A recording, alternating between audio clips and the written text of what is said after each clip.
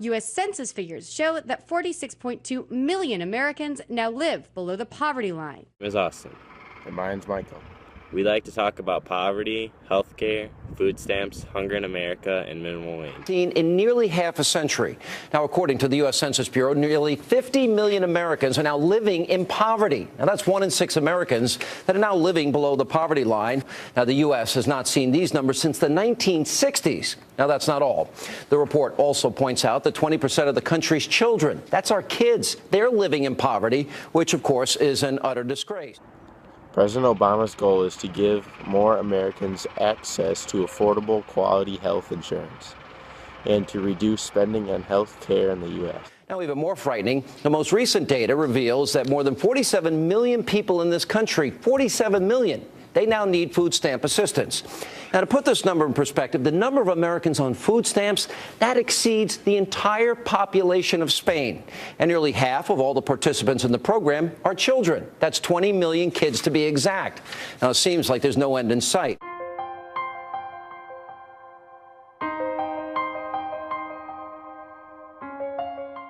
Friday and Cyber Monday, businesses are relying on the sales of the next month for their yearly profits.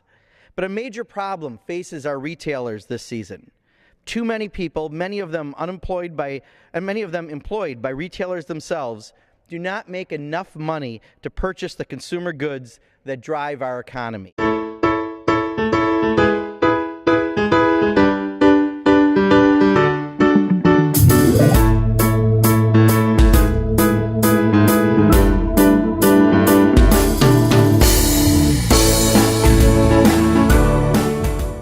It has been 4 years since minimum wage workers have received a pay raise.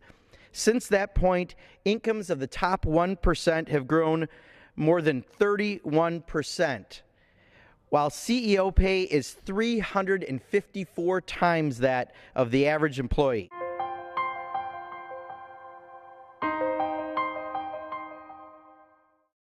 Meanwhile, the minimum wage in its real value is at historic lows.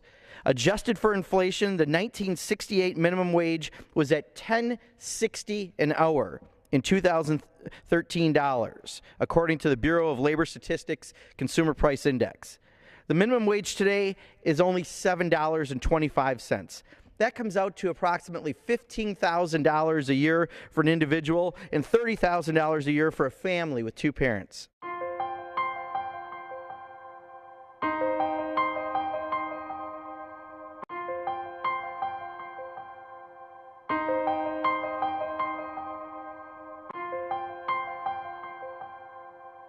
Out-of-the-pocket health care costs will drop from $1,463 a year just to $34 a year in 2016.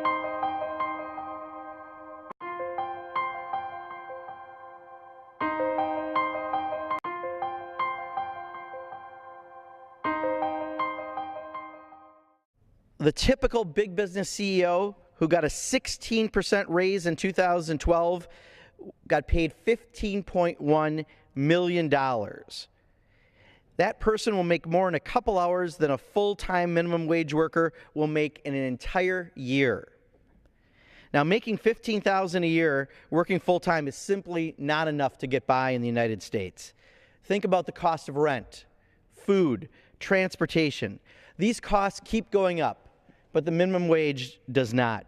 On a baseball, on minimum wage, 2 income family, yes. Minimum wage, 1 income family. No, you can't. It's $30. There's $30 in a weekend just to enter the tournament. Then you got to think you got to get your food for like your drinks, your snacks. The government needs to take actions because we don't see the big picture as being fair for all Americans, poor or rich. All Americans deserve to live above the poverty line, but with how little Congress cares, we don't see it changing in America. It's kind of been paycheck to paycheck, trying to scrape by, working, 13-hour shifts the day before rent's due because you have to pay rent. I mean, so it's really tough. In a case of obvious mismanagement and poor program design, some people with food stamps were allowed to purchase $4.5 billion worth of junk food, coffee, alcohol, firearms, and cars every year. So So what I would tell folks who oppose raising the federal minimum wage is that you're talking about real people. You know, you can sit in your ivory tower in the legislature and talk about economics and numbers and jobs, but what you don't understand is there are jobs, there are real jobs and real workers who have families that they need to support. And raising the minimum wage helps me support myself and my family and to advance and to achieve the American dream.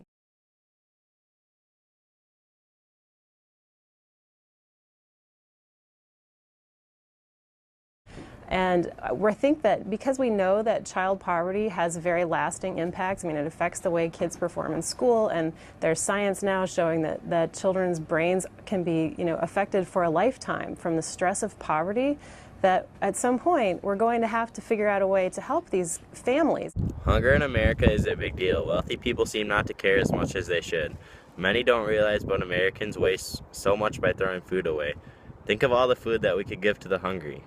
Minimum wage does not support a family on $7.25 an hour. They need to realize how many people are in need, not just the people on the streets. Maybe we should put ourselves in their shoes, and maybe they would take more actions in America.